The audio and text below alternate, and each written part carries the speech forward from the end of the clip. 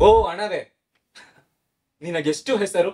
ದೇವಾಲಯದಲ್ಲಿ ಕೊಟ್ಟಾಗ ಹರಕೆ, ಶಾಲೆಯಲ್ಲಿ ಕಟ್ಟಿದರೆ ಶುಲ್ಕ, ಮದುವೆಯಲ್ಲಿ ಕೊಟ್ಟಾಗ ವರದಕ್ಷಿಣೆ, ವಿಚ್ಛೇದನದಲ್ಲಿ ನೀಡಿದರೆ ಜೀವನಾಂಶ, ಅಕಾಲಿಕ ಸಾವು ಸಂಭವಿಸಿದಲ್ಲಿ ಪರಿಹಾರ, ಬೇಡಿದವರಿಗೆ ನೀಡಿದರೆ ಭಿಕ್ಷೆ, ಮರುಪಾವತಿಸಬೇಕೆಂದು ಯಾರಿಗಾದ್ರೂ ನೀಡಿದರೆ ಸಾಲ, ರಾಜಕೀಯ ಪಕ್ಷದವರಿಗೆ ನೀಡಿದರೆ ದೇಣಿಗೆ, ಅನಾಥಾಶ್ರಮಕ್ಕೆ ಕೊಟ್ಟಾಗ ದಾನ, ನ್ಯಾಯಾಲಯದಲ್ಲಿ ಪಾವತಿಸಿದರೆ ದಂಡ, ಸರ್ಕಾರಕ್ಕೆ ಕೊಟ್ಟಾಗ ತೆರಿಗೆ, ಕೆಲಸ ಮಾಡುವವರಿಗೆ ಸಂಬಳ, ಹೋಟೆಲ್ನಲ್ಲಿ ನೀಡಿದಾಗ ಬಿಲ್, ವೇಟರ್ಗೆ ನೀಡಿದಾಗ ಟಿಪ್ಸ್, ನಿವೃತ್ತಿಯ ನಂತರ ಪಿಂಚಣಿ, ಕಾರ್ಮಿಕರಿಗೆ ವೇತನ, ಅಕ್ರಮವಾಗಿ ಪಡೆದರೆ ಲಂಚ.